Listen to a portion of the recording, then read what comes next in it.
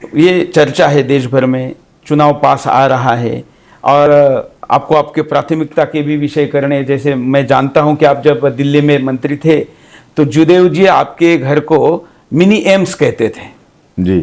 और आपके यहाँ एक शेड बना था, लोग वहाँ पर ट्रीटमेंट के लिए आते थे और आपने प्राथमिकता से कई लोगों की ट्रीटमेंट कराई है जी। और ट्राइबल क्षेत्र में स्वाभाविकता ऐसी सुविधाओं को लेकर अभाव तो रहता ही है जी। तो क्या आप सीएम बनने के बाद उस दिशा में कोई एक्शन, कोई प्रोग्राम, प्राथमिकता? देखिए, बीमार और गरीब लोगों का सहयोग करना एक तरह से मेरा हॉबी रहा है और मैं जब से विधायक बना, सांसद रहा, तब से जितने भी लोग हमारे पास आए, चाहे बीमारी के इलाज के लिए आए, चाहे और तरह का सहयोग के लिए आए, जितना और आप हमसे, उसमें पार्टी भी नहीं देखते थे? जी जी, पार्टी भी नहीं देखते थे। जो भी मतलब हमारे पास आ गया सहयोग के लिए, उसका मतलब बिना भेदभाव के साथ सहयोग करते थे।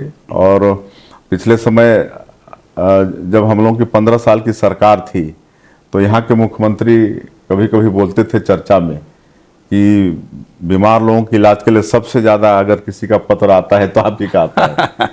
और हमारा सौभाग्य था कि हम अटल जी प्रधानमंत्री थे तो उस समय भी सांसद थे, उस समय भी बीमार लोगों का मदद करते थे। लेकिन जब नरेंद्र मोदी जी प्रधानमंत्री बने तो उन्होंने जो प्रधानमंत्री राहत कोष होता है उसको और सख्त कर दिया कि कोई भी एप्लीकेशन आए तो विद इन 7 डेज उस पर कार्रवाई हो और संबंधित हॉस्पिटल को पैसा चला जाए।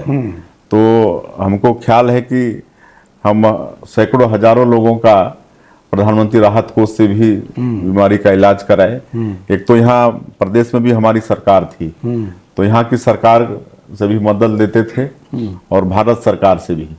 और आयुष्मान भारत कार्ड मोदी जी ने शुरू किया था क्योंकि उनको मालूम था कि जो देश में गरीब लोग हैं उनको भी बड़ी बड़ी बीमारी हो जाती है, कैंसर, टीबी जैसे बड़ी बीमारी, लिवर की बीमारी, ये सब, किडनी सबकी बीमारी हो जाती है जिसमें मतलब ज्यादा पैसे की आवश्यकता होती है।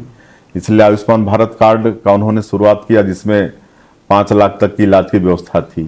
तो इन योजनाओं का भरपूर मतलब हमने मतलब उपयोग किया और जरूरतमंदों को